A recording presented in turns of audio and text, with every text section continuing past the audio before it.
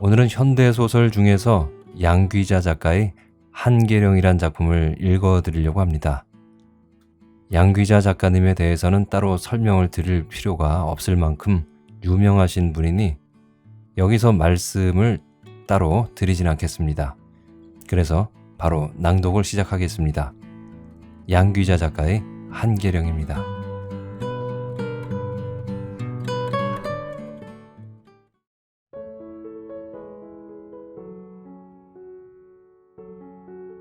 한계령, 양귀자. 전화에서 흘러나오는 여자의 목소리는 지독히도 탁하고 갈라져 있었다. 얼핏 듣기에는 여자인지 남자인지 구분하기가 힘들 정도였다. 그 목소리를 듣자 나는 곧 기억의 갈피를 젖히고 음성의 주인공을 찾아보기 시작했다. 내게 전화를 건 적이 있는 그런 굵은 목소리의 여자는 두 사람쯤이었다. 한 명은 사보 편집자였고 또 한 명은 출판인이었다. 두 사람 다 만나본 적은 없었지만 아무래도 활동적이고 거침이 없는 여걸이 아니겠냐는 선입견을 가지고 있는 터였다. 두 사람 중의 하나라면 사보 편집자이기가 십상이라고 속단한 채 나는 전화 저편의 여자가 순서대로 예의를 지켜가며 나를 찾는 것에 건성으로 대꾸하고 있었다. 가스레인지를 켜놓고 무언가를 끓이고 있던 중이어서 내 마음은 급하기 짝이 없었다. 급한 내 마음과는 달리 여자는 쉰 목소리로 또 한 번 나를 확인하고 나더니 잠깐 침묵을 지키기까지 하였다. 그리고는 대단히 자신 없는 목소리로 이렇게 말하였다. 혹시 전주에서 철길 옆 동네에서 살지 않았나요? 수필이거나 꽁투거나 뭐 그런 종류의 청탁 전화련이 여기고 있던 내게는 뜻밖의 질문이었다. 그러나 어김없이 맞는 말이기는 하였다. 나는 전주 사람이었고 전주에서도 철길 동네 사람이었다. 주택가를 관통하며 지나가던 어린 시절의 그 철길은 몇 년 전에 시 외곽으로 옮겨지긴 하였지만 지금도 철로 연변의 풍경이 내 마음에는 고스란히 남아 있었다. 그렇다는 대답을 듣고 나서도 전화 속의 목소리는 또 한 번 뜸을 들였다. 혹시 기억할는지 모르겠지만 난 박은자라고 찐빵집 하던 철길 옆의 그 은자인데 잊었더라도 할 수 없다는 듯이 그리고 20년도 훨씬 전의 어린 시절 동무 이름까지야 어찌 다 기억할 수 있겠냐는 듯이 목소리는 한층 더 자신이 없었다. 박은자. 그러나 나는 그 이름을 또렷이 기억하고 있었다. 얼마큼이나 또렷하게 기억하고 있는가 하면 전화석의 목소리가 찐빵집 어쩌고 했을 때 이미 나는 잡채 가닥과 돼지 비계가 뒤섞여 있는 만두 속 냄새까지 맡아버린 뒤였다. 하지만 나는 만두 냄새가 난다고 말하지는 않았다. 세월이 그간 내게 가르쳐준 대로 한껏 반가움을 숨기고 될 수 있으면 통통 튀지 않는 음성으로 그 이름을 분명히 기억하고 있음을 알렸을 뿐이었다. 그렇게 했음에도 반기는 내 마음이 전화선을 타고 날아가서 그녀의 마음에 꽂힌 모양이었다.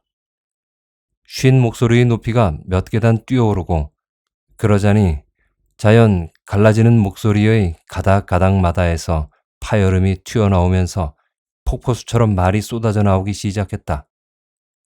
반갑다. 정말 얼마만이냐? 난 네가 기억하지 못할 줄 알았거든. 전화할까 말까 꽤나 망설였는데. 그런데 자꾸 여기저기에 내 이름이 나잖아? 사람들한테 신문을 보여주면서 야가 내 친구라고 자랑도 많이 했단다. 너 옛날에 만화책 좋아할 때부터 내가 알아봤어. 신문사에 전화했더니 내 연락처 알려주더라. 벌써 한 달 전에 내 전화번호 알았는데 이제서야 하는 거야. 세상에. 정말 몇 년 만이니? 정확히 25년 만에 나는 은자의 목소리를 듣고 있는 중이었다. 철길 옆 찐빵집 딸을 친구로 사귀었던 때가 국민학교 2학년이었으므로 꼭 그렇게 되었다. 여기저기 이름 석자를 내걸고 글을 쓰다 보면 과거 속에 묻혀있던 그냥 잊은 채 살아도 아무 지장이 없을 이름들이 전화 속에서 튀어나오는 경우가 덜어 있었다. 물론 반갑기야 하고 추억을 떠올리기도 하지만 단지 그것뿐이었다. 서로 살아가는 행로가 다르다는 엄연한 사실을 확인하면서도 겉으로는 한번 만나자거나 자주 연락을 취하자거나 하는 식의 말지레만으로 끝나는 일회성의 재회였다. 그렇지만 찐빵집 딸 박은자의 전화를 받으리라고는 상상도 하지 않았었다. 그 애가 설령 어느 지면에서 내 이름과 얼굴을 발견했다손 치더라도 나를 기억할 수 있겠느냐고 전혀 자신 없어 한 것은 오히려 내 쪽이었다. 만에 하나 기억을 해냈다 하더라도 신문사에 전화를 해서 내 연락처를 수소문할 이유는 전혀 없었다. 우리들은 그저 60년대의 어느 한 해 동안 한 동네에 살았을 뿐이었다. 지금 와서 돌이켜보면 나에게는 그 한 해가 커다란 위안이었지만 그 애에게는 지겨운 나날이었을 게 분명했다. 그 뜻밖의 전화는 25년이란 긴 세월을 풀어놓느라고 길게 이어졌다. 무엇보다도 먼저 나는 그 애에게 왜 가수가 되지 않았느냐고 물을 참이었다. 검은 상처의 블루스를 너만큼 잘 부르는 사람은 아직 보지 못했노라고 말해주고 싶었다. 하지만 좀처럼 말할 기회가 주어지지 않았다. 어디에서 너의 짧은 글을 읽었다는 것과 네가 내 친구라는 사실을 믿지 않던 주위 사람들의 어리석음과 내 이름을 발견할 때의 기쁨이 어떠했는가를 그 애는 몇 번씩이나 되풀이 말하였다. 그런 이야기 끝에 은자가 먼저 자신의 직업을 밝혔다. 난 어쩔 수 없이 여태도 노래로 먹고 산단다. 아니, 그런데 넌 부천에 살면서 미나 박이란 이름도 들어보지 못했니? 내 신랑이 샌님이구나. 너를 한 번도 나이트클럽이나 스탠드바에 데려가지 않은 모양이네.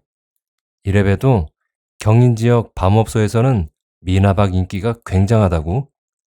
부천 업소들에서 노래 부른 지도 벌써 몇 년째란다. 내 목소리 좀 들어봐. 완전 갔어. 얼마나 불러 제끼는지 어떨 때는 말도 안 나온단다.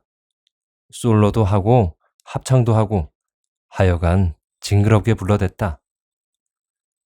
그제서야 난 전화에서 흘러나오는 쉰 목소리의 다른 모습들을 떠올릴 수 있었다. 가수들의 말하는 음성이 의뢰 그보다 훨씬 탁했었다. 목소리가 그 지경이 될 만큼 노래를 불렀구나 생각하니 갑자기 가슴이 뜨거워졌다. 노래를 빼놓고 무엇으로 은자를 추억할 것인지 나는 은근히 두려웠던 것이다. 노래와는 전혀 무관한 채 보통의 주부가 되어 있다가 내게 전화를 했더라면 어떤 기분이었을까?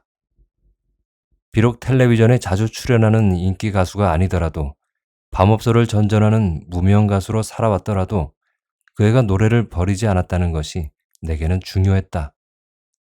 그래서 나는 슬쩍 검은 상처의 블루스나 버드나무 밑의 작은 음악회, 그리고 비 오는 날 좁은 망대 안에서 들려주었던 가수들의 세계 따위 몇 가지 옛 추억을 그 애에게 일깨워 주었다. 짐작대로 은자는 감탄 연발하면서 기뻐하였다. 그렇게 세세한 일까지 잊지 않고 있는 나의 끈질긴 우정을 그녀는 거의 까무러칠 듯한 호들갑으로 보답하면서 마침내는 완벽하게 옛 친구의 자리로 되돌아갔다. 그 밖에도 나는 아주 많은 부분을 기억하고 있었다. 그의 여름 장마 때 하천으로 떠내려오던 돼지의 슬픈 눈도, 노상 속시마 바람이던 그 애의 어머니도, 다방 레지로 취직되었던 그의 언니의 매끄러운 종아리도, 그 외의 더 많은 것들도 나는 말해줄 수 있었다. 그럴 수밖에 없는 것이 몇 년 전 나는 은자를 주인공으로 하는 유년 시절에 관한 소설을 한 편 발표한 적이 있었다. 소설을 쓰는 일이 과거를 되살려 불러낼 수도 있다는 것과 쓰는 직업조차도 감미로울 수 있다는 깨달음을 안겨준 소설이었다. 마치 흑백 사진의 선명한 명암 대비처럼 유난히 삶과 죽음의 교차가 심했던 유년의 한때를 글자 하나하나로 낚아 올려내던 그때의 작업만큼 탐닉했던 글쓰기는 경험해 본 적이 없었다. 육친의 철저한 보호 속에 갇혀 있다가 굶주림과 탐욕과 애증이 엇갈리는 세계로의 나아감, 자아의 뾰족한 새잎이 만나게 되는 혼돈의 세상을 엮어나가던 그 사이사이 나는 몇 번씩이나 눈시울을 붉히곤 했었다. 은자는 그때 이미 나보다 한 발 앞서 세상 가운데에 발을 넣고 있었다. 유행가와 철길과 죽음이 그의 등을 떠밀어서 은자는 자꾸만 세상 깊은 곳으로 나아가고 있었다. 그 애가 세상과 익숙한 것을 두고 나의 어머니는 마귀 새끼라는 호칭까지 붙여줄 지경이었으니까. 흡사 유황불이 이글거리는 지옥의 아수라장처럼 무섭기만 했던 그 세상에서 나는 벌써 몇십 년을 살고 있는가? 아니, 살아내고 있는가? 그러나 나는 은자에게 소설 이야기는 하지 않았다. 사실은 할 기회도 없었다. 어떻게 해서 밤업소 가수로 묶이고 말았는지를 설명하고 지금처럼 먹고 살 만큼 되기까지 어떤 우여곡절을 겪었는지 대충 말하는 데만도 시간이 많이 걸렸다. 나는 고작 해야 몇십 년 전에 텔레비전 전국 노래자랑에 출연하지 않았느냐고 그런 말을 들은 적이 있다는 것만 알려줄 수 있었을 뿐이었다. 맞아. 그때 장려상인가 받았거든. 그리고 작곡가 선생님이 취입시켜준다길래 부지런히 쫓아다녔는데 미천이 있어야 곡을 받지. 아까 전주 관광호텔 나이트클럽에서 잠깐 노래 부른 적이 있다고 했지. 그때가 20살이었어. 돈 좀 마련해서 취입하려고 거기서 노래 부른 거라고. 그러다 영영 밤무대 가수가 되고 말았어. 아무튼 우리 만나자. 보고 싶어 죽겠다. 니네 오빠들은 다 뭐해? 참, 니네 큰오빠 성공했다는 소식은 옛날에 들었지. 암튼 장해. 넌 어때? 빨리 만나고 싶다. 응?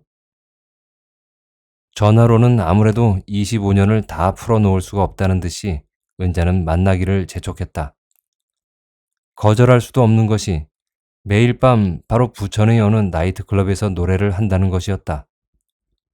그녀의 무대는 밤 8시에 한 번, 그리고 10시에 또 한 번 있었으므로 나는 9시쯤에 시간 약속을 해서 나가야 했다. 작가라서 점잖은 척해야 한다면 다른 장소에서 만날 수도 있다고 그녀는 말하였다. 그래 놓고도 작가라면 술집 답사 정도는 예사가 아니겠느냐고 제법 나를 부추기기도 하였다. 물론 나 역시 은자를 만나고 싶었다.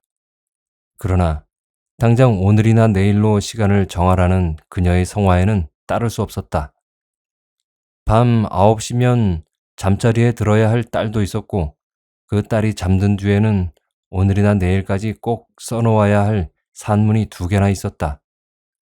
25년이나 만나지 않았는데 하루나 이틀 늦어진다고 무엇이 잘못되겠느냐. 매일 밤 부천에서 노래를 부른다면 기어이 만날 수는 있지 않겠느냐고 말을 했더니 은자는 갑자기 펄쩍 뛰었다. 오늘이 수요일이지?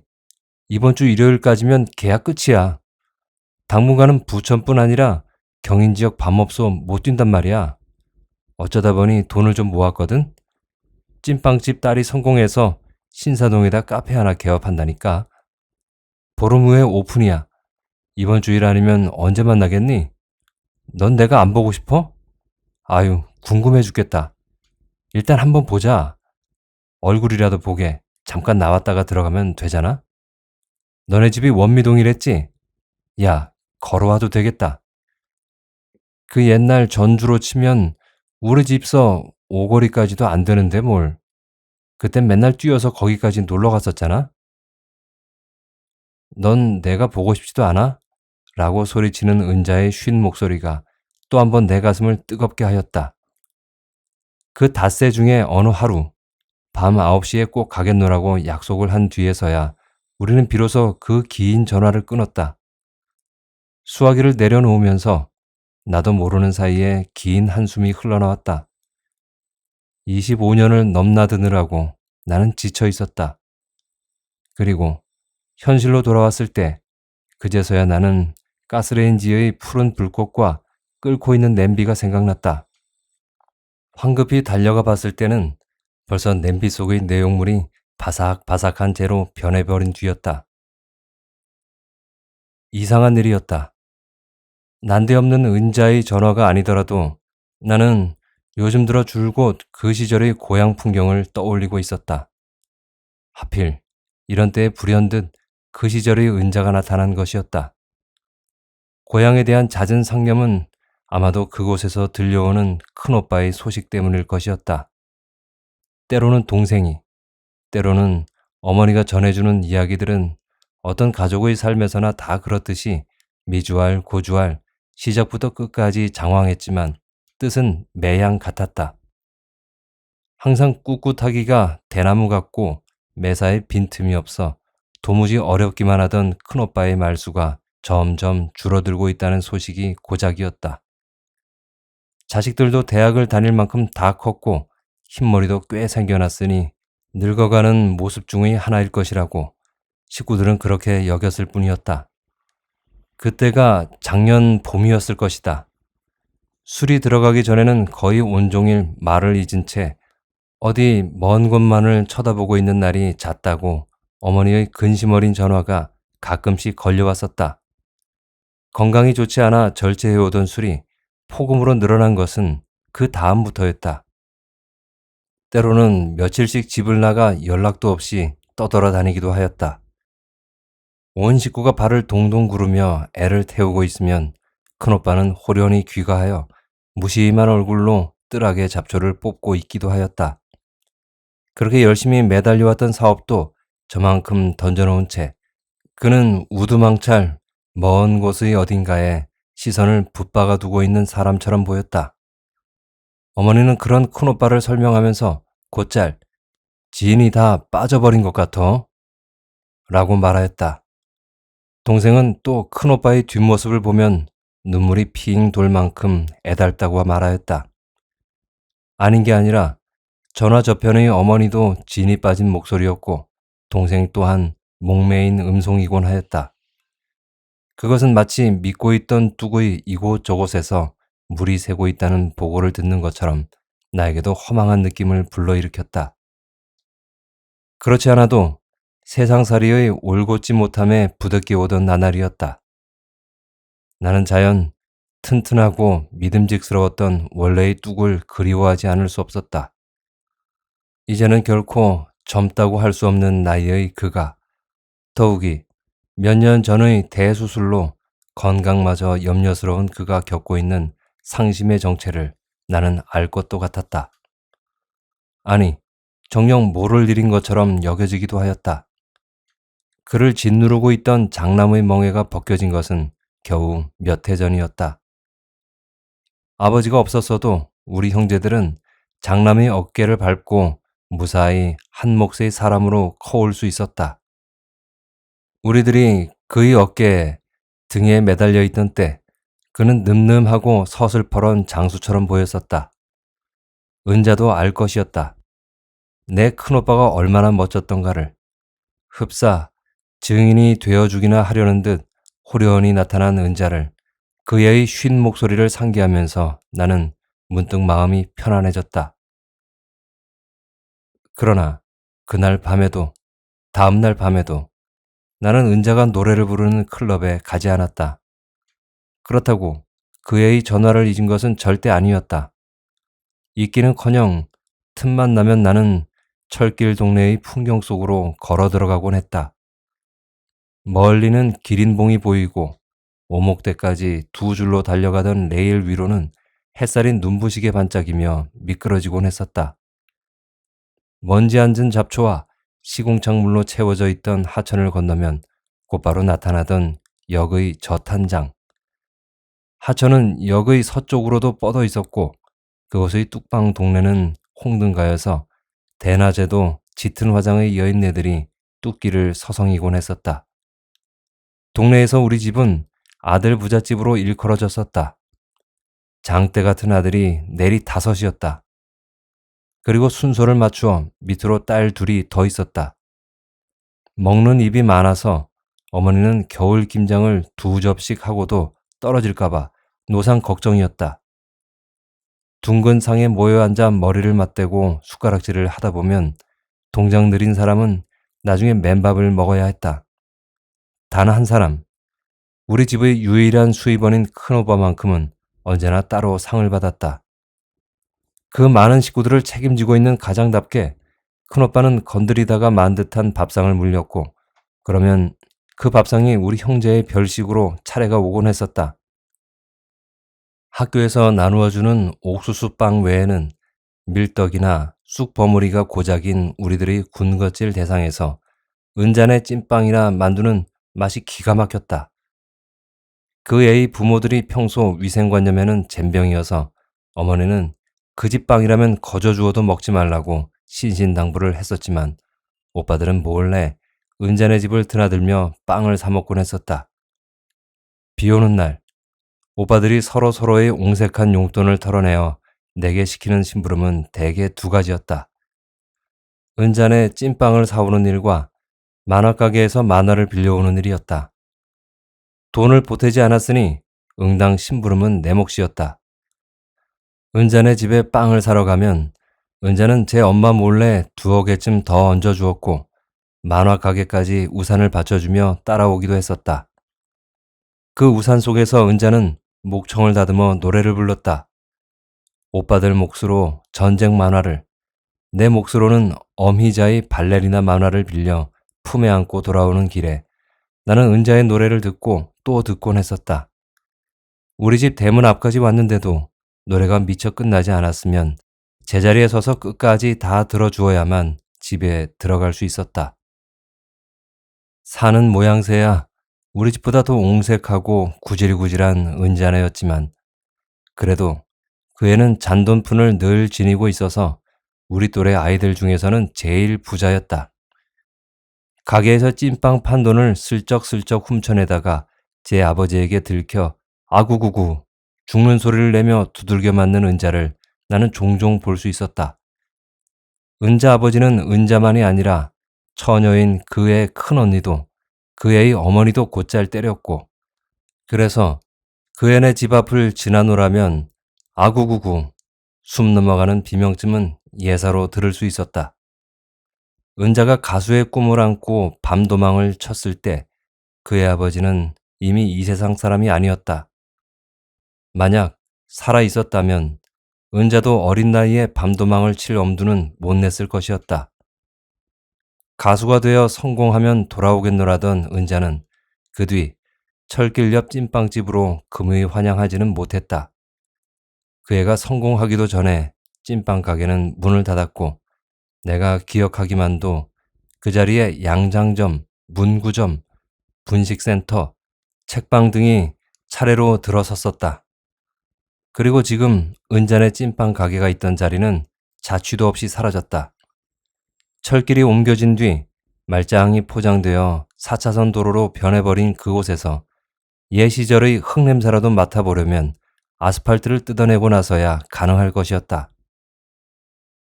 금요일 정오 무렵 다시 은자에게서 전화가 왔다. 첫 마디가 오늘 저녁에는 꼭 오라는 다짐이었다. 이미 2번째 전화여서 그 애는 스스럼 없이 진짜 꾀복쟁이 친구처럼 굴고 있었다. 일어나자마자 너한테 전화하는 거야. 어젯밤에는 너 기다린다고 대기실에서 볶음밥 불러 먹었단다. 오늘은 꼭 오겠지? 네 신랑이 못 가게 하대? 같이 와. 내가 한 잔 살 수도 있어. 그 집 아가씨 하나가 말이야. 네 소설도 읽었다더라. 작가 선생이 오신다니까 팔짝팔짝 뛰고 난리야. 그리고 나서 그 애는 아들만 2을 두었다는 것과 악단 출신의 남편과 함께 사는 지금의 집이 꽤 값나가는 아파트라는 사실을 알려주었다. 그 애의 전화를 받고 난 뒤 내내 파리가 윙윙거리던 그 애의 찐빵 가게만 떠올리고 있었던 것을 알고 있었다는 듯이 은자는 한창 때 10군데씩 겹치기를 하던 시절에는 수입이 얼마였던가까지 소상히 일러주었다. 그 애가 잘 살고 있다는 것은 어쨌든 기분 좋은 일이었다. 그래봤자 얼마나 부자일까마는. 여태까지도 돼지비계 섞인 만두속 같은 귀퀴한 냄새를 풍기고 있다면 얼마나 막막한 삶일 것인가. 오늘 꼭 와야 된다. 니네 자가용 있지? 잠깐 몰고 나오면. 뭐라고? 돈 벌어 다 어디 쌓아두니? 유명한 작가가 자가용도 없어서야 체면이 서냐?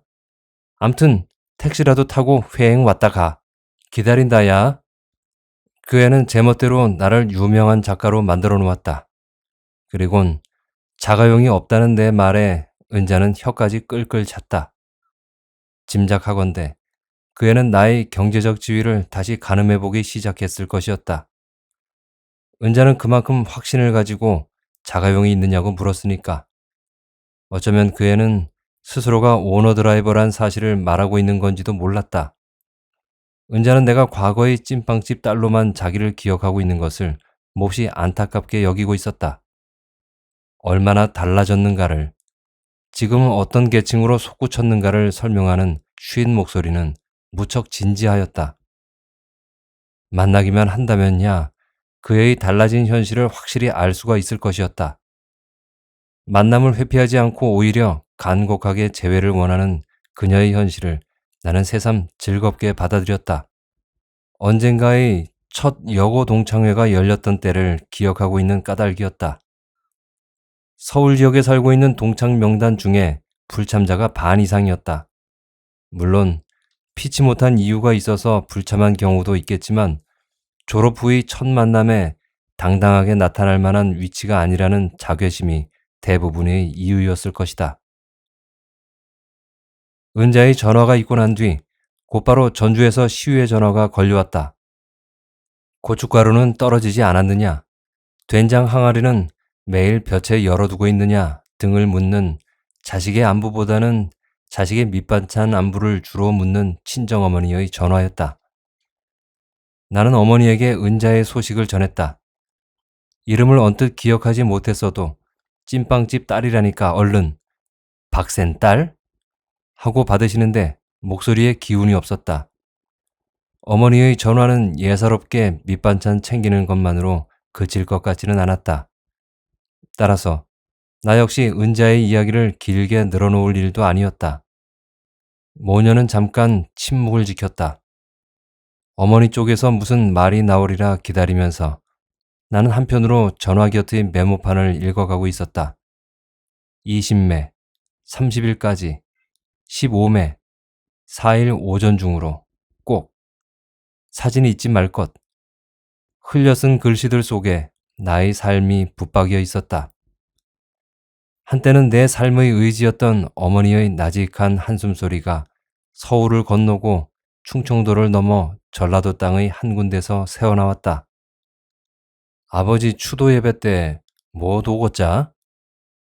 어머니는 겨우 그렇게 물었다. 노상 바쁘다니까. 이제는 자식의 삶을 지휘할 수 없다는 것을 잘 아니까 어머니는 5월이 가까워오면 늘 이렇게 묻는다. 그러나 오늘의 전화는 그것만도 아닐 것이다. 나는 잘 알고 있었다. 어젯밤에도 큰오빠는 어머니의 치마폭에 그 쇠조각 같은 한탄과 허망한 세월을 털어놓으며 몸이 못 버텨주는 술기운으로 괴로워하며 그 두 사람이 같이 뛰었던 과거의 행로들을 추억하자고 졸랐을 것이다.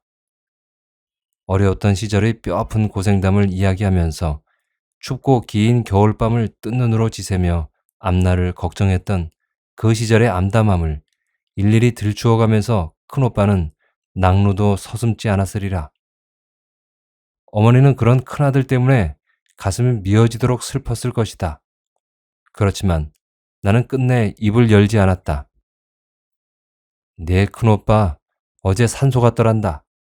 죽은 지 30년이 다 돼가는 산소는 뭐 하려고 쫓아가 쌌는지. 산속에 묻힌 술꾼 애비랑 청주 한 병을 다 비우고 왔어야. 큰오빠가 공동묘지에 묻혀있던 아버지를 당신의 고향 땅에 모신 것도 벌써 오래전의 일이었다. 추석날이면 나는 다섯 오빠 뒤를 따라 시의 끝에 놓인 공동묘지를 찾아가곤 했었다. 큰오빠는 줄줄이 따라오는 동생들의 대열을 단속하면서 간혹 니네들 아버지 산소 찾아낼 수 있어? 하고 묻곤 했었다. 대열 중에서는 아무 대답도 나오지 않았다.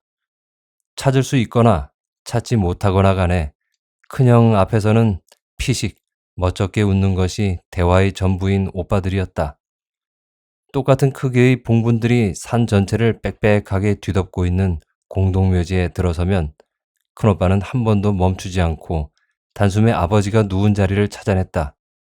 세월이 흐르고 하나씩 집을 떠나는 형제들 때문에 성묘 행렬에 구멍이 생기기 시작하던 무렵 큰오빠는 아버지 묘의 이장을 서둘렀었다. 지금에 와서는 단 한 번도 형제들 모두가 아버지 산소를 찾아간 적은 없었다. 산다는 일은 언제나 돌연한 변명으로 울타리를 치는 것에 다름 아니니까. 1년에 한 번 딸기가 끝물일 때 맞게 되는 아버지의 추도식만은 온 식구가 다 모이도록 되어 있었다. 그 유일한 만남조차도 때때로 구멍난 자리를 내보이곤 하였지만 박센 딸은 웬일로? 전화를 끊으려다 말고 어머니는 가까스로 은자에 대한 호기심을 나타냈다. 기어이 가수가 된 모양이라고 성공한 축에 끼었달 수도 있겠다니까 어머니는 박센이 그 지경으로 죽었는데 그 딸이 무슨 성공을? 하고는 나의 말을 묵살하였다. 은자의 언니는 다방 레지로 취직시킨 것에 앙심을 품은 망떼지기 청년이 장인이 될지도 모를 박 씨를 살해한 사건은 그해 가을 도시 전체를 떠들썩하게 했었다. 어머니는 아직도 찐빵집 가족들을 마귀로 여기고 있는 모양이었다. 유황불에서 빠져나올 구원의 사다리는 찐빵집 식구들에게만은 영원히 차례가 가지 않으리라고 믿는지도 몰랐다. 살아남은 자의 지독한 몸부림을 당신만큼은 더할 나위 없이 잘 알면서도 짐짓 그렇게 말하는 건지도 모를 일이었다. 어머니와의 통화는 언제나 그렇지만 마음을 심란하게 만들었다. 늦은 밤이나 이른 아침에 울리는 전화벨 소리가 가슴을 철렁 내려앉게 하듯이 요즘에는 고향에서 걸려오는 전화 또한 온갖 불길함을 예상하게 만들었다. 될 수 있는 한 외출을 삼가고 집에만 박혀있는 나에겐 전화가 세상과의 유일한 통로인 셈이었다. 아마 전화가 없었다면 이만큼이나 뚝 떨어져 있을 수도 없었을 것이다. 싫든 좋든 많은 이들을 만나야 하고 찾아가야 했으리라. 그런 의미에서 전화는 세상을 연결시키는 통로이면서 동시에 차단시키는 바람벽이기도 하였다. 고향에 대해서도 예외는 아니었다. 1년에 한 번쯤이나 겨우 찾아가면서 그다지 격조함을 느끼지 못하는 이유는 전화가 있기 때문이었다. 또한 찾아가지 않아도 되게끔 선뜻 나서서 제 할 일을 해버리는 것도 전화였다. 마음이 심란한 까닭에 일손도 잡히지 않았다. 대충 들춰보았던 조간들을 끌어당겨 꼼꼼히 기사들을 읽어나가자니 더욱 머리가 띵해왔다. 신문마다 서명자 명단이 가지런하게 박혀있고 1단 혹은 2단 기사들의 의미심장한 문구들이 명멸하였다. 봄이라 해도 날씨는 무더웠다. 창가에 앉으면 바람이 시원했다. 2층이므로 창에 서면 원미동 거리가 한눈에 내려다 보였다. 행보사진관 엄씨가 새 딸을 거느리고 시장길로 올라가고 있는 게 보였다. 써니전자의 시내 아빠는 요즘 새로 산 오토바이 때문에 늘 싱글벙글이었다. 지금도 그는 시내를 태우고 동네를 몇 바퀴씩 돌고 있었다.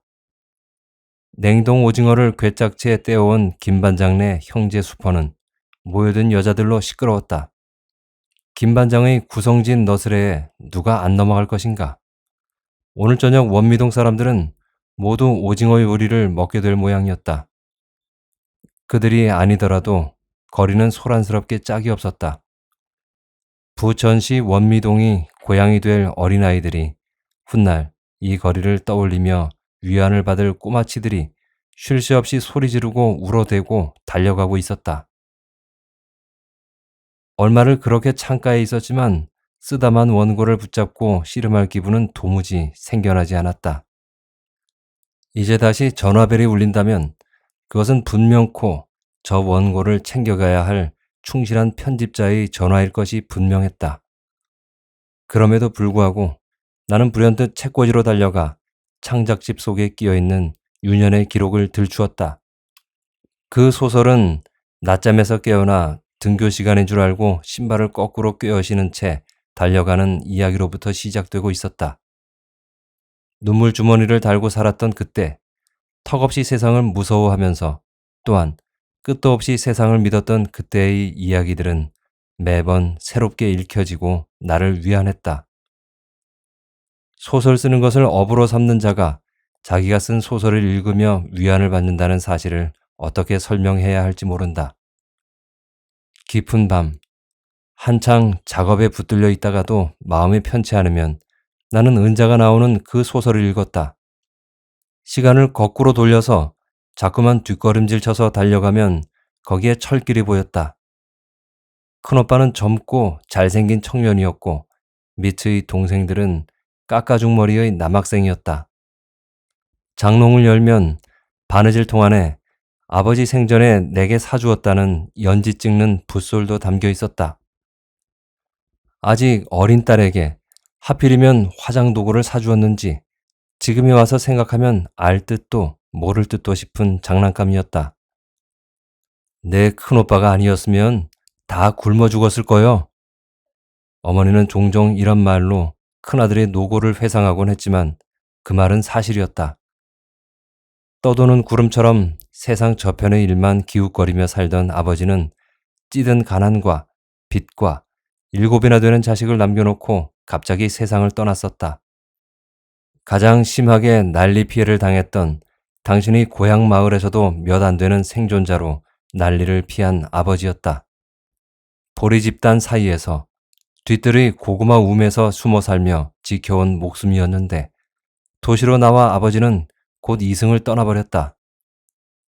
목숨을 어떻게 마음대로 하려마는 어머니에게 있어 그것은 결코 용서 못할 배반이었다.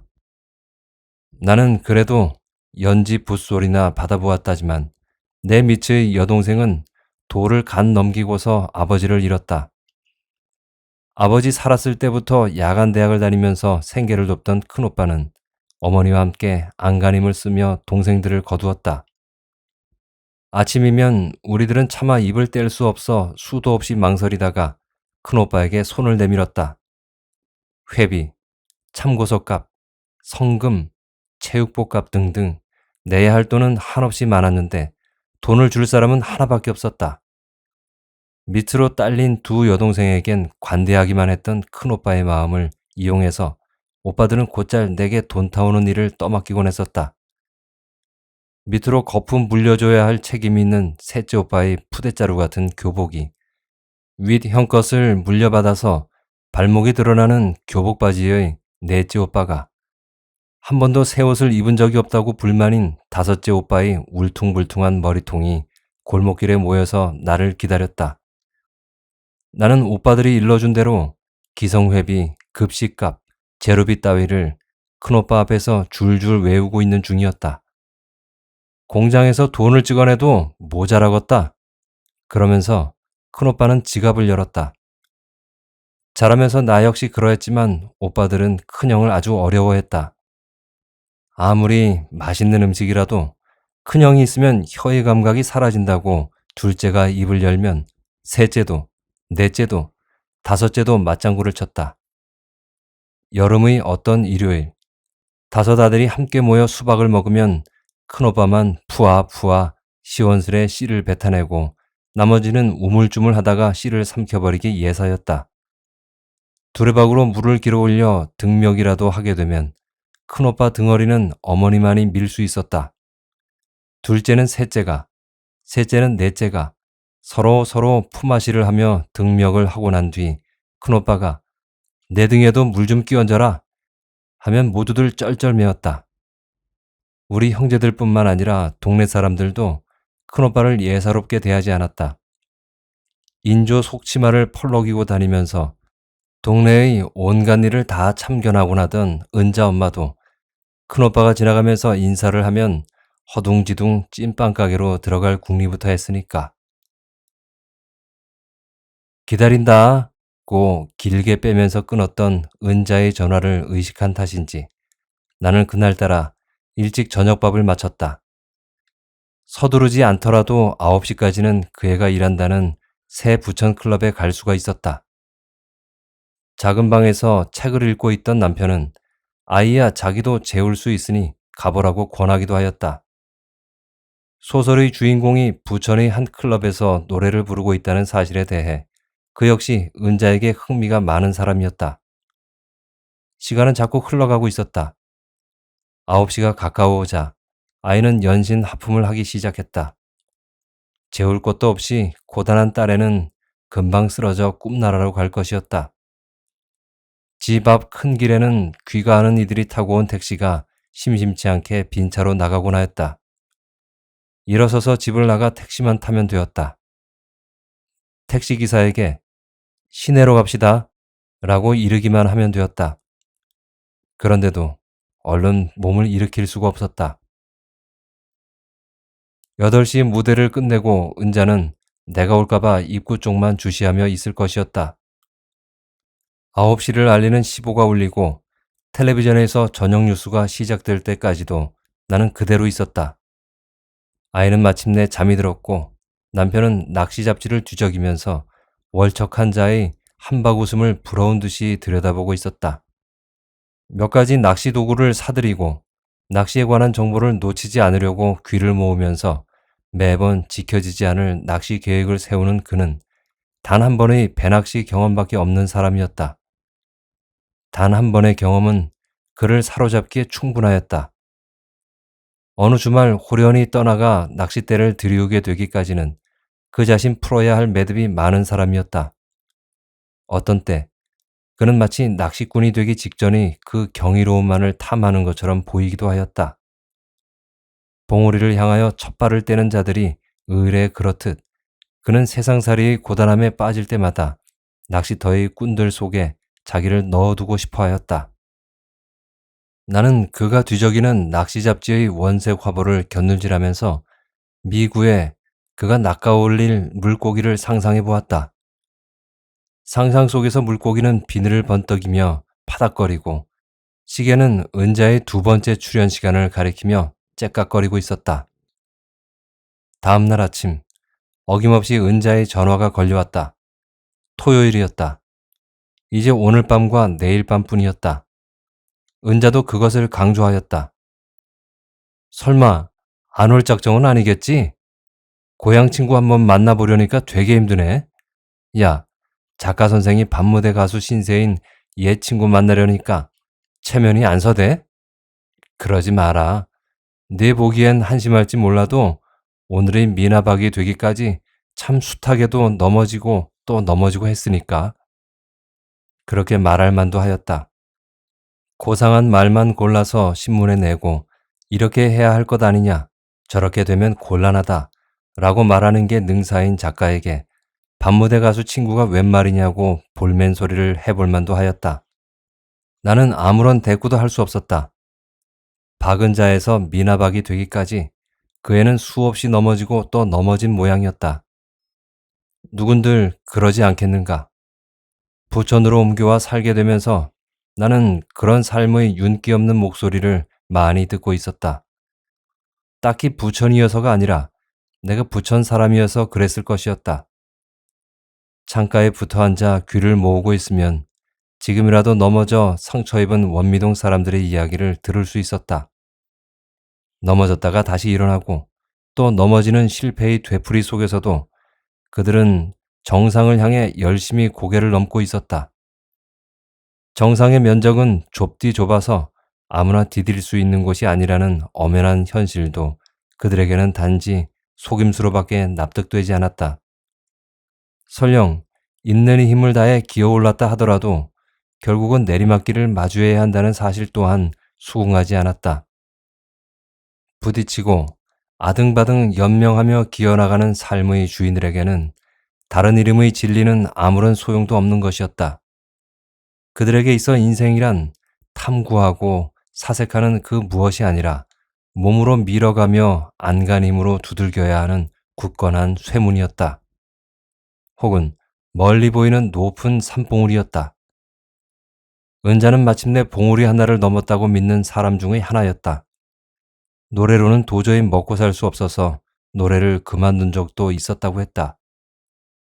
처음의 전화 이후, 아니, 더 정확히 말하면 내가 허겁지겁 달려나오지 않으리라는 것을 그 애가 눈치챈 이후 은자는 하나씩 둘씩 자신의 과거를 털어놓곤 했었다.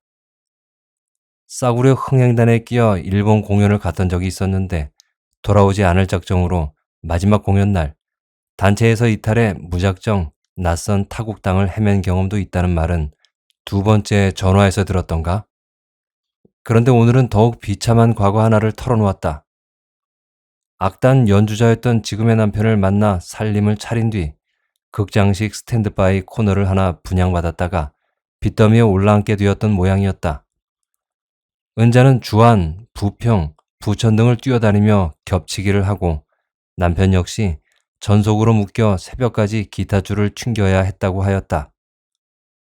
첫 아이를 임신하고 있는 중이었으나 부른 배를 내민 채 술집 무대에 설 수가 없었다. 코르셋으로 헝겊으로 배를 한껏 조이고서야 허리가 쑥 들어간 무대 의상을 입을 수가 있었다. 한 달쯤 그렇게 하고 났더니 뱃속에서 들려오는 태동이 어느 날부터인가 사라져버렸다. 이상하긴 했지만 그런대로 또 보름가량 배를 묶어놓고 노래를 불렀다. 그리고 나서야 병원에 갔다가 아이가 이미 오래전에 숨졌다는 사실을 알게 되었다면서 은자는 이렇게 말하였다. 유명하신 작가에게는 소설 같은 이야기로밖에 안 들리겠지? 아무리 슬픈 소설을 읽어봐도 내가 살아온 만큼 기막힌 이야기는 없더라. 안 그러면 무슨 소리인지 도통 못 알아먹을 소설뿐이고 너도 읽으면 잠만 오는 소설을 쓰는 작가야? 하긴 네 소설은 아직 못 읽어봤지만 말이야. 인제 읽어야지. 근데 너 돈 좀 벌었니? 은자가 내 소설들을 읽지 않았다는 것은 참으로 다행한 일이었다. 바로 어젯밤에도 나는 읽으면 잠만 오는 소설을 쓰느라 밤새 진을 빼고 있었는지도 모를 일이었다. 그래놓고도 대단한 일을 한 사람처럼 이 아침 나는 잠잘 궁리만 하고 있는 중이었다. 그런데 은자 또한 이제부터 몇 시간 더 자야 한다고 말하는 것이었다. 귀가 시간은 언제나 새벽이 다 되어서라고 했다. 그 애나 나나 밤일을 한다는 하나의 공통점이 있다는 사실을 떠올리며 나는 씁쓸해하게 웃어버렸다. 은자는 졸음이 묻어있는 목소리로 다시 오늘 저녁을 약속했다.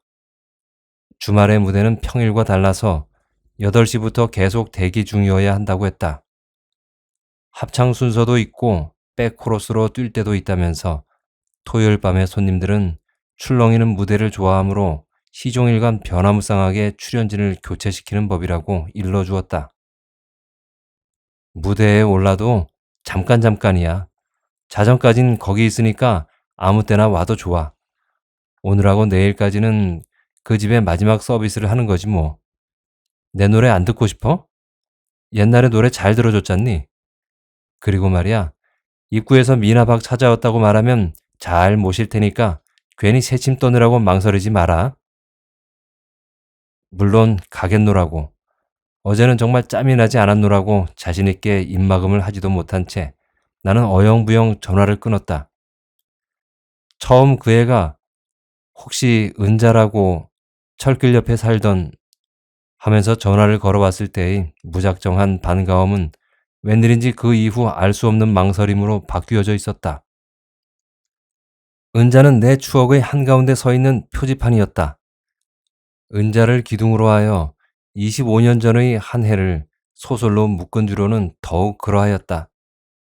기록한 것만을 추억하겠다고 작정한 바도 없지만 나의 기억은 언제나 소설 속 공간에서만 맴을 돌았다. 1년에 한 번 아버지 추도식에 참석하기 위해 고속버스를 타고 전주에 갈 때마다 표지판이 아니면 언뜻 알아볼 수 없을 만큼 달라져 있는 고향의 모습이 내게는 낯설기만 하였다. 이제는 사방팔방으로 도로가 확장되어 여관이나 상가 사이에 홀로 박혀있는 친정집도 예전의 모습을 거의 다 잃고 있었다. 옛집을 부수고 새로이 양옥으로 개축한 친정집 역시 여관을 지으려는 사람이 진작부터 눈독을 들이고 있는 중이었다. 집 앞을 흐르던 하천이 복교되면서 동네는 급격히 시가지로 편입되기 시작하였다. 그나마 철길이 뜯기면서는 완벽하게 옛 모습이 쓰러져 버렸다. 작은 음악회를 열고 나던 버드나무도 베어진 지 오래였고 찐빵 가게가 있던 자리로는 차들이 싱싱 달려가곤 했다. 아무래도 주택가 자리는 아니었다. 예전에는 비록 정다운 이웃으로 둘러싸인 채 오손도손 살아왔다 하더라도 지금은 아니었다. 은성장 여관, 미림 여관, 거부장 호텔 등이 이웃이 될 수는 없었다. 게다가 한창 크는 아이들이 있었다.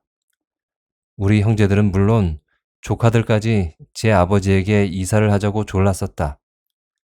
하지만 큰오빠는 좀채 집을 팔 생각을 굳히지 못하였다. 집을 팔라는 성화가 거세면 거셀수록 그는 오히려 집 수리에 돈을 들이곤 하였다. 그 동네에서 마지막까지 버티고 있는 유일한 사람이 바로 큰오빠였다. 1년에 한 번씩 타인의 낯선 얼굴을 확인하러 고향 동네에 가는 일은 쓸쓸함 뿐이었다. 이제는 그 쓸쓸함조차도 내 것으로 남지 않게 될 것이었다. 누구라 해도 다시는 고향으로 돌아가지 못할 것이었다. 고향은 지나간 시간 속에 있을 뿐이니까. 누구는 동구 밖의 느티나무로, 갯마을의 짠 냄새로, 동네를 끼고 흐르는 긴 강으로 고향을 확인하며 산다고 했다. 내게 남은 마지막 표지판은 은자인 셈이었다. 보이는 것들은 큰오빠까지도 다 변하였지만 상상 속의 은자는 언제나 같은 모습이었다. 은자만 떠올리면 옛 기억들이, 내게 남은 고향의 모든 숨소리가 손에 잡힐 듯이 다가오곤 하였다. 허물어지지 않은 큰오빠의 모습도 그 속에 온전히 남아 있었다. 내가 새 부천클럽에 가서 은자를 만나버리고 나면 그때부터는 어떤 표지판에 기대어 고향을 찾아갈 수 있을 것인지 정말 알 수 없었다. 은자의 지금 모습이 어떤지 나는 전혀 떠올릴 수가 없다. 설령 클럽으로 찾아간다 하여도 그 애를 알아볼 수 있을지 자신할 수도 없었다. 내 기억 속의 은자는 상고머리에 떼낀 목덜미를 물들인 박씨의 억센 손자국, 그리고 터진 겨드랑이 사이로 내보이던 낡은 내복의 계지바위로 붙박여 있었다.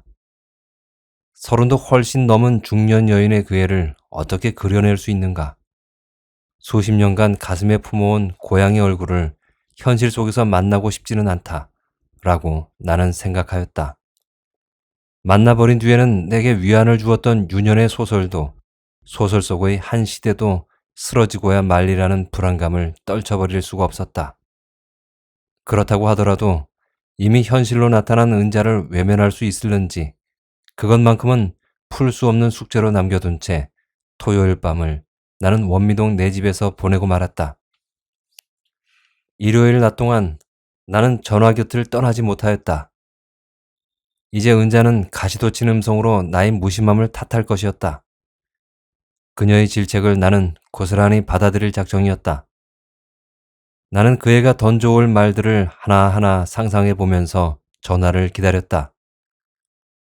오전에는 그러나 한 번도 전화벨이 울리지 않았다. 일요일은 언제나 그랬다. 약속을 못 지킨 원고가 있더라도 일요일까지 전화를 걸어 독촉해올 편집자는 없었다. 전화벨이 울린다면 그것은 분명 은자라고 나는 생각하였다. 오후가 되어서 이윽고 전화벨이 울렸다. 그러나 수화기에선 쉰 목소리 대신에 귀에 익은 동생의 목소리가 흘러나왔다. 고향에서 들려오는 살부치의 음성은 모든 불길한 예감을 젖히고 우선 반가웠다. 여동생이 전하는 소식은 역시 큰오빠에 관한 우울한 사파들 뿐이었다. 마침내 집을 팔기로 하고 계약서에 도장을 찍었다는 것과 한 달 남은 아버지 추도 예배는 마지막으로 그 집에서 올리기로 했다는 이야기였다. 계약서에 도장을 찍은 것은 어제였는데 큰오빠는 종일토록 홀로 술을 마셨다고 했다. 집을 팔기 원했으나 지금은 큰오빠의 마음이 정처 없을 때라서 식구들 모두 조마조마한 심정이라고 동생은 말하였다. 집을 팔았다고는 하지만 훨씬 좋은 집으로 옮길 수 있는 힘이 큰오빠에게 있으므로 걱정할 일은 아니었다. 하지만 큰오빠는 어제 종일토록 홀로 술을 마셨다고 했다. 나도, 그리고 동생도 걱정하지 않을 수 없을 만큼. 이번 추도 예배는 한 사람이라도 빠지면 안 되겠어. 내가 오빠들한테도 모두 전화할 거야. 그렇지 않아도 큰오빠 요새 너무 약해졌어. 여관 숲이 되지만 않았어도 그 집 안 팔았을 텐데. 독한 소주를 얼마나 마셨는지 오늘 아침엔 일어나지도 못했대. 좋은 술 다 놓아두고 왜 하필 소주야? 정말 모르겠어. 전화나 한번 해봐. 그리고 추도식 때 꼭 내려와야 해. 너무들 무심하게 사는 것 같아. 1년 가야 한 번이나 만날까? 큰오빠도 그게 섭섭한 모양이야. 그 집에서 동생들을 거두었고 또한 자식들을 길러냈던 큰오빠였다. 그의 생애 중 가장 중요했던 부분이 거기에 스며 있었다. 큰오빠는 신화를 창조하며 6동생을 가르쳤던 큰오빠는 이미 한 시대의 의미를 잃은 사람이 되고 말았다. 25년 전에는 젊고 잘생긴 청년이었던 그가 벌써 50살의 나이로 늙어가고 있었다. 25년을 지내오면서 우리 형제 중 한 사람은 땅 위에서 사라졌다. 목숨을 버린 일로 큰오빠를 배신했던 셋째 말고는 모두들 큰오빠의 신화를 가꾸며 살고 있었다. 여태도 큰형을 어려워하는 둘째 오빠는 큰오빠의 사업을 돕는 오른팔의 역할을 묵묵히 수행하면서 한편으로는 화훼의 일가견을 이루고 있었다. 내과 전문의를 개업하고 있는 넷째 오빠도 행정고시에 합격하여 고급 공무원이 된 공부벌레 다섯째 오빠도 큰오빠의 신화를 저버리지 않았다. 고향의 어머니와 큰오빠가 보기에는 거짓말을 능수능란하게 지어낼 뿐인 책만 끼고 살더니 가끔 글줄이나 짓는가 보다는 나 또한 궤도 이탈자는 결코 아닌 셈이다. 아버지가 세상을 뜨던 해에 고작 1살이었던 내 여동생은 벌써 2아이의 엄마가 되어 음악선생으로 일하고 있는 중이었다. 그러나 정작 큰오빠 스스로가 자신이 그려놓은 신화에 발이 묶이고 말았다. 공장에서 돈을 찍어내서라도 동생들을 책임져야 했던 시절에는 우리들이 그의 목표였다. 새로운 사업을 시작할 때마다 실패할 수 없도록 이를 악물게 했던 힘은 그가 거느린 대가족의 생계였었다. 하지만 지금은 동생들이 모두 자립을 하였다. 돈도 벌을 만큼 벌었다. 한때 그가 그렇게 했듯이 동생들 또한 젊고 탱탱한 활력으로 사회 속에서 뛰어가고 있었다. 저들이 2발로 달릴 수 있게 된 것은 누구 때문인가? 라고는 묻고 싶지 않지만 노쇠해 가는 삶의 깊은 구멍은 큰오빠를 무너지게 하였다. 몇 년 전의 대수술로 겨우 목숨을 건진 이후부터는 눈에 띄게 큰오빠의 삶이 흔들거렸었다. 이것도 해서는 안 되고 저것도 위험하며 이러저러한 일은 금하여라는 생명의 금칙이 큰오빠를 옥죄었다. 열심히 뛰어 도달해보니 기다리는 것은 허망함 뿐이더라는 그의 잦은 한탄을 전해 들을 때마다 나는 큰오빠가 잃은 것이 무엇인가를 생각해보지 않을 수 없었다. 내가 수없이 유년의 기록을 들추면서 위안을 받듯이 그 또한 끊임없이 과거의 페이지를 넘기며 현실을 잊고 싶어 하는지도 모를 일이었다. 그러면서 한 발자국 한 발자국씩 이 시대에서 멀어지는 연습을 하는지도. 머지않아 여관으로 변해버릴 집을 둘러보며 집과 함께 해온 자신의 삶을 안주 삼아 쓴 술을 들이키는 큰오빠의 텅 빈 가슴을 생각하면 무력한 내 자신이 안타까웠다. 아버지 산소에 불쑥불쑥 찾아가서 죽은 자와 함께 한 병의 술을 비우는 큰오빠의 마음을 알 수 있을 것도 같았다. 한 인간의 뼈저린 고독은 살아있는 자들 중 누구도 도울 수 없다는 것. 오직 땅에 묻힌 자만이 받아줄 수 있다는 것은 의미심장하였다. 동생은 마지막으로 어머니의 결심을 전해주고 전화를 끊었다. 말하자면 그것은 어머니가 큰아들을 위해 할 수 있는 유일한 방법인 셈이었다. 오늘 아침부터 엄마 금식기도 시작했어. 큰오빠가 교회에 나갈 때까지 아침 금식하고 기도하신대. 몇 달이 걸릴지, 몇 년이 걸릴지, 노인네 고집이니 어련하겠수. 교회만 다니게 된다면, 그리하여 주님을 맞아들이기만 한다면 당신이 견디어온 것처럼 큰오빠 또한 허망한 세상에 상처받지 않으리라 믿는 어머니였다. 어쨌거나 간에 나로서는 어머니의 금식기도가 가까운 시일 안에 끝나지길 비는 수밖에 다른 도리가 없었다. 동생의 전화를 받고 난 다음 나는 달력을 넘겨서 추도식 날짜에 붉은 동그라미를 2개 둘러놓았다. 오후가 겨웁도록 은자에게서는 아무런 연락도 없었다. 지난밤에도 나타나지 않은 옛 친구를 더 이상은 아른 채 않겠다고 다짐한 것은 아닌지 슬그머니 걱정이 되기도 하였다. 오늘 밤의 마지막 기회까지 놓쳐버리면 영영 그 외의 노래를 듣지 못하리라는 생각도 나를 초조롭게 하였다. 그 애가 나를 애타게 부르는 것에 답하는 마음으로라도 노래만 듣고 돌아올 수는 없을까 궁리를 하기도 했다. 진달래가 흐드러지게 피어 있더라고. 연초록 잎사귀들이 얼마나 보기 좋은지 가만히 있어도 연초록 문이 들 것 같더라고. 남편은 원미산을 다녀와서 한껏 봄 소식을 전하는 중이었다. 원미동 어디에서나 쳐다볼 수 있는 길다란 능선들 모두가 원미산이었다. 창으로 내다보아도 얼룩진 붉은 꽃무더기가 금방 눈에 띄었다. 진달래꽃을 보기 위해서는 꼭 산에까지 가야만 된다는 법은 없었다. 나는 딸의 몫으로 사준 망원경을 꺼내어 초점을 맞추었다. 원미산은 금방 저만큼 앞으로 걸어와 있었다. 진달래는 망원경의 렌즈 속에서 흐드러지게 피어났고 새순들이 돋아난 산자락은 푸른 융단처럼 부드러웠다. 그 다음에 그가 길어온 약수를 한 컵 마시면 원미산에 들어갔다 나온 자나 집에서 망원경으로 원미산을 살핀 자나 다를 게 없었다. 망원경으로 원미산을 보듯 먼 곳에서 은자의 노래만 듣고 돌아온다면 마침내 나는 일요일 밤에 펼쳐질 미나박의 마지막 무대를 놓치지 않겠다고 작정하였다.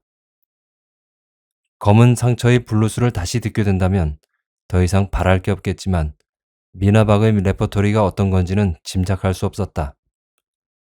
미루어 추측하건대 그런 무대에서는 흘러간 가요가 아니겠느냐는 게 짐작의 전부였다. 그렇다 하더라도 내 귀가 괴로울 까닭은 없었다. 나는 이미 그런 노래들을 좋아하고 있었다. 얼마 전 택시에서 흘러나오는 끝도 없이 이어지는 트로트 가요의 메들리가 그렇게 좋을 수가 없었다. 부천역에서 원미동까지 오는 동안만 듣고 말기에는 너무 아쉬웠다. 그래서 나는 택시기사에게 노래 테이프의 제목까지 물어두었다. 아직까지 그 테이프를 구하지는 못했지만 구성지게 흘러나오는 옛 가요들이 어째서 술좌석마다 빠지지 않고 앙코르 되는지 이제는 확실하게 이해할 수 있었다. 새 부천 나이트클럽은 의외로 2층에 있었다. 막연히 지하의 음습한 어둠을 상상하고 있었던 나는 입구의 화려하고 밝은 조명이 낯설고 계면쩍었다. 안에서 들려오는 요란한 밴드 소리, 정확히 가려낼 수는 없지만 수많은 사람들이 어우러져 내는 소음들 때문에 나는 불현듯 내 집으로 돌아가고 싶어졌다. 이런 줄도 모르고 아까 집 앞에서 짐을 부어 주씨에게 좋은 데 간다고 대답했던 게 우스웠다. 가게 밖에 진열해 놓은 벽지들을 안으로 들이던 주씨가 늦은 시각의 외출이 놀랍다는 얼굴로 물었었다. 어디 가십니까? 봄철 장사가 꽤 재미있는 모양. 요샌 얼굴 보기 힘든 주씨였다. 한겨울만 빼고는 언제나 무릎까지 닿는 반바지 차림인 주씨의 이마에 땀이 번들거리고 있었다. 가죽문을 밀치고 나오는 취객들의 이마에도 땀이 번뜩거리는 것을 나는 보았다. 계단을 내려가는 취객들의 어지러운 발자국 소리를 세고 있다가 나는 조심스럽게 가죽문을 밀고 안으로 들어섰다. 기대했던 대로 홀 안은 한껏 어두웠다. 살그머니 들어온 탓인지 취흥이 도도한 홀 안의 사람들 가운데 나를 주목한 이는 한 사람도 없었다. 구석에 몸을 숨기고 서서 나는 무대를 쳐다보는 중이었다. 이제 막 여가수 한 사람이 스포트라이트를 받으며 등장하는 중이었다. 은자의 순서는 끝난 것인지 지금 등장한 여가수가 바로 은자인지 나로서는 전혀 알 도리가 없었다. 내가 서 있는 자리에서 무대까지는 꽤 먼 거리였고 색색의 조명은 여가수의 윤곽을 어지럽게 만들어 놓기만 하였다. 짙은 화장과 늘어뜨린 머리는 여가수의 나이조차 어림할 수 없게 하였다. 25년 전의 은자 얼굴이 어땠는가를 생각해보려 애썼지만 내 머릿속은 캄캄하기만 하였다. 노래를 들으면 혹시 알아차릴 수도 있을 것 같아 나는 긴장 속에서 여가수의 입을 지켜보았다. 서서히 음악이 흘러나오기 시작하였다. 악단의 반주는 암울하였으며 느리고 장중하였다.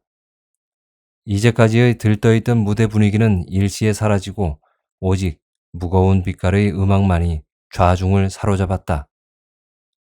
그리고 탁 트인 음성의 노래가 여가수의 붉은 입술에서 흘러나오기 시작하였다. 저산은 내게 우지 마라, 우지 마라 하고 발 아래 젖은 계곡 첩첩산중. 가수의 깊고 그윽한 노래소리가 홀의 구석구석으로 스며들면서 대신 악단의 반주는 점차 희미해져 갔다. 나는 자신도 모르게 한 걸음 앞으로 나가서 노래를 맞아들이고 있었다. 무언지 모를 아득한 느낌이 내 등허리를 훑어내리고 팔뚝으로 번개처럼 소름이 돋아났다.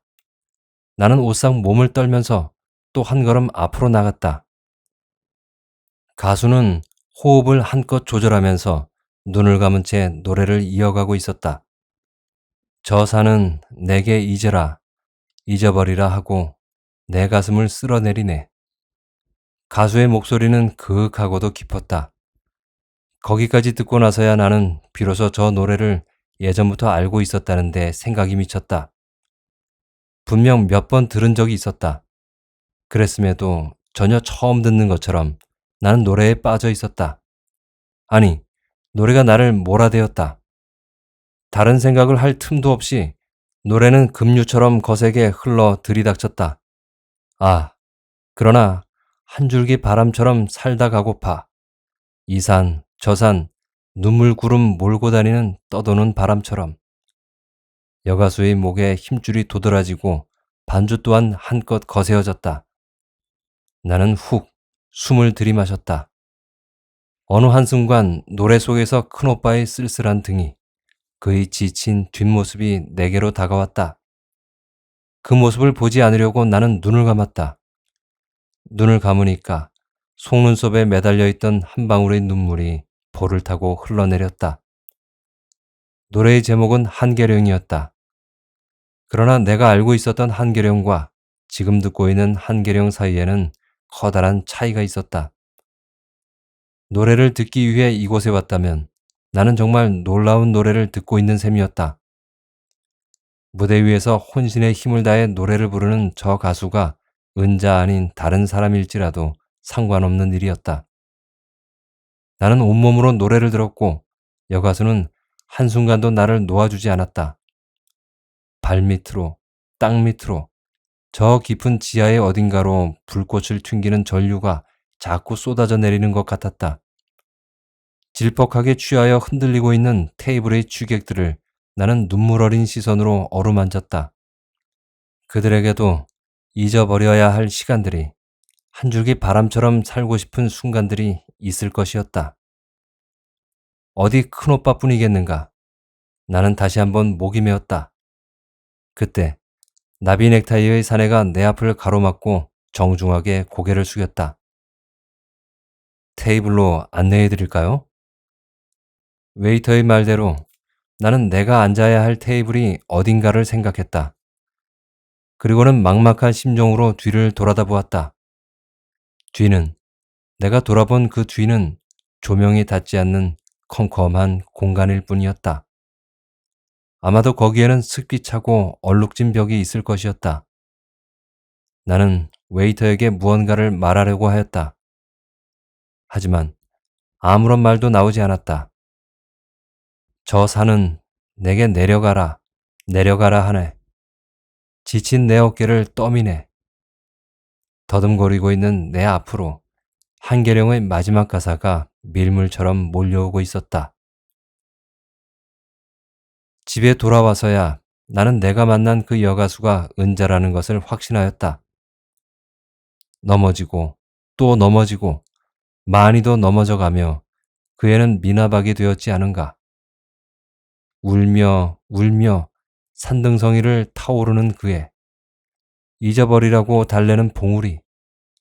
지친 어깨를 떨구고 발 아래 첩첩 산중을 내려다보는 그 막막함을 노래 부른 자가 은자였다는 것을 그제서야 깨달은 것이었다.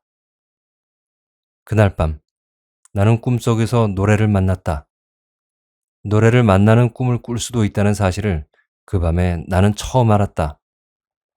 노래 속에서 또한 나는 어두운 잿빛 하늘 아래의 황량한 산을 오르고 있는 한 무리의 사람들도 만났다. 그들은 모두 지쳐 있었고 제각기 무거운 짐꾸러미를 어깨에 메고 있었다. 짐꾸러미의 무게에 짓눌려 등은 휘어졌는데 고개마루는 가파르고 헤쳐야 할 잡목은 억세기만 하였다. 목을 축일 샘도 없고 다리를 쉴 수 있는 풀밭도 보이지 않는 거친 숲에서 그들은 오직 무거운 발자국만 앞으로 옮길 뿐이었다. 그들 속에 나의 형제도 있었다. 큰오빠는 앞장을 섰고 오빠들은 뒤를 따랐다. 산봉우리를 향하여 한 걸음씩 옮길 때마다 두고 온 길은 잡초에 뒤섞여 자취도 없이 쓰러져 버리곤 하였다. 그들을 기다려주는 것은 잊어버리라는 산울림 혹은 내려가라고 지친 어깨를 떠미는 한 줄기 바람일 것이었다. 또 있다면 그것은 잿빛 하늘과 황토의 한 뼘 땅이 전부일 것이었다. 그럼에도 등을 구부리고 짐꾸러미를 맨 인간들은 큰오빠까지도 한사코 봉우리를 향하여 무거운 발길을 옮겨놓고 있었다. 그리고 사흘이 지났다. 은자는 늦은 아침 다시 쉰 목소리로 내게 나타났다. 전라도 말로 해서 너 참 싸가지 없더라. 진짜 안 와버리대? 고향의 표지판답게 그녀는 별 수 없이 전라도 말로 나의 무심함을 질타하였다. 일요일 밤에 새부천 클럽으로 찾아갔다는 말은 하지 않은 채 나는 그냥 웃어버렸다. 물론 한계령을 부른 가수가 바로 너 아니었느냐는 물음도 하지 않았다.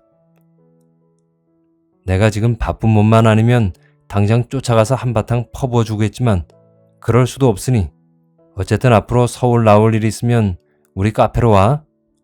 신사동 로타리 바로 앞이니까 찾기도 쉬워. 일주일 후에 오픈할 거야. 이름도 정했어. 작가 선생 마음에 들는지 모르겠다. 좋은 나라라고 지었는데 내가 못마땅해도 할 수 없어. 벌써 간판까지 달아는 걸 뭐. 좋은 나라로 찾아와. 잊지 마라. 좋은 나라.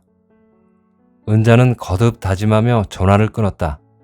그녀가 카페 이름을 좋은 나라로 지은 것에 대해 나는 조금도 못마땅하지 않았다. 얼마나 좋은 이름인가.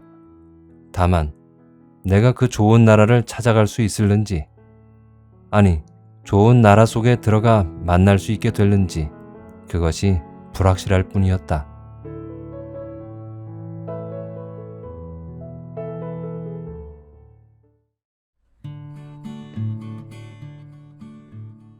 이 소설을 읽어보니까 원미동 이야기도 나오고 또 고향 이야기도 나오는 걸로 봐서 어쩌면 양귀자 작가의 자전적인 이야기가 아닌가도 싶습니다. 그런데 참 답답한 것이 주인공이 그 고향 친구 은자를 만날까 말까 한참 고민하잖아요. 결국엔 만난 것도 아니고 안 만난 것도 아닌 그런 결론이었어요. 왜 만나지 않으려고 했는진 저도 좀 공감이 가긴 하지만 만약 제가 오래전 고향 친구의 연락을 받고 꼭 보자고 했다면 저는 두말 않고 만날 것 같습니다. 전 옛 추억이 그것으로 깨어질 거라고는 생각하지 않기 때문이죠. 하지만 주인공은 친구를 만나면 자기의 어릴 적 추억들이 무너져 내릴까봐 그게 겁이 났던가 봅니다.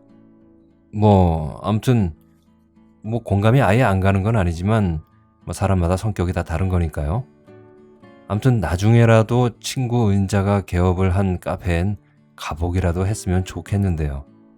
과연 어땠을까요? 만났을까요? 안 만났을까요?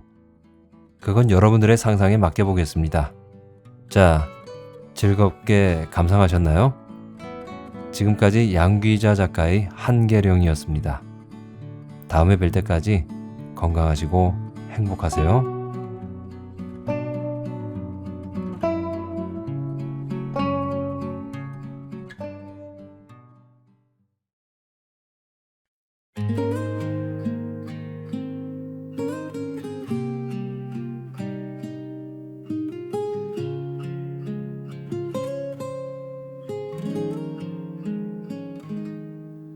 오늘 문득 네가 생각났어.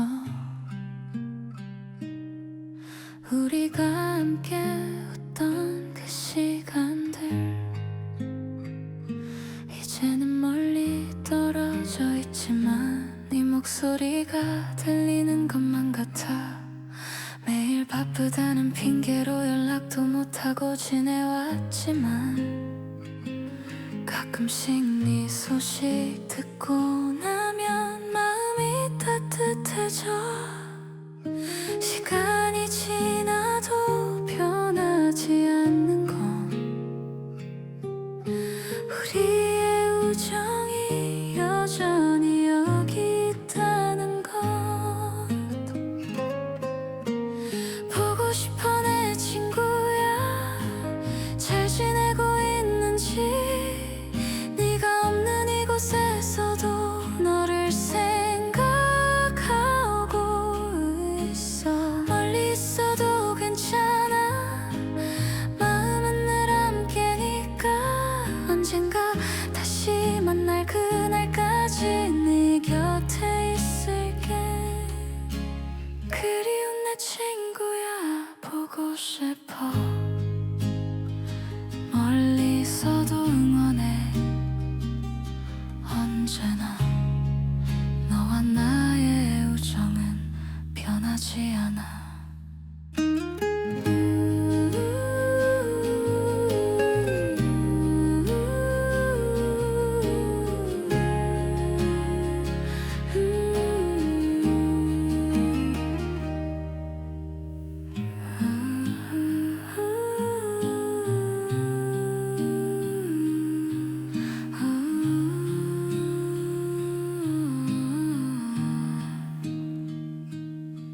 우리가 함께 나눴던 이야기 지금도 생각나면 웃게 돼. 힘들 때마다 네가 있어줘서 내가 여기까지 올 수 있었어. 다시 만나면 할 이야기가 정말 많이 쌓였어. 그때는 밤새도록 이야기 나누고 싶어. 거리가 멀어도 마음은 가까워. 우리의 추억은 언제나 빛나고 있어. 보고 싶어 내 친구야. 잘 지내고 있는지. 네가 없는 이곳에서도 너를 생각하고 있어. 멀리 있어도 괜찮아. 마음은 늘 함께니까. 언젠가 다시 만날 그날까지 네 곁에 있을게. 그리운 내 친구야. 보고 싶어.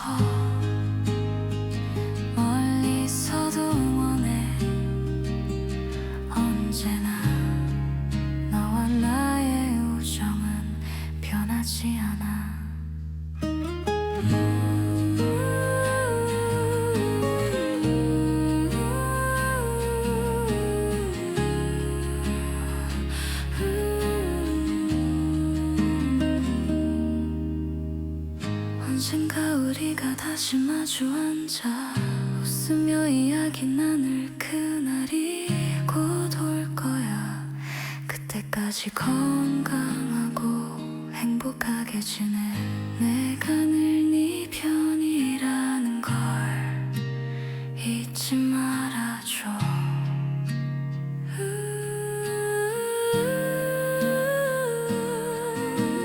보고 싶어 내 친구야. 잘 지내고 있는지. 네가 없는 이곳에서도 너를 생각하고 있어. 멀리 있어도 괜찮아. 마음은 늘 함께니까. 언젠가 다시 만날 그날까지 네 곁에 있을게. 그리운 내 친구야, 보고 싶어. 멀리서도 응원해, 언제나. 고마워 내 친구야, 함께 해줘서. 우리의 우정은 영원할 거야.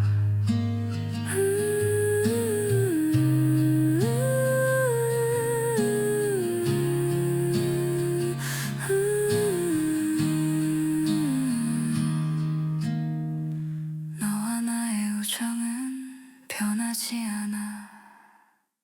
언제까지나.